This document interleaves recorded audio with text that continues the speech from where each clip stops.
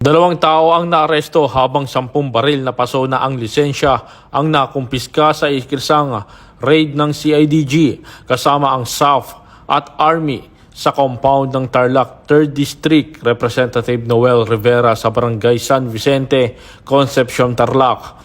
Ayon kay CIDG Chief Major General Robert Alexander Moricot II, nasamsam ang shotgun, rifle, 5 pistola, 2 handgun at isang revolver mula sa gusali ng 3G Construction and Development Corporation at ilang kabahayan sa loob ng compound.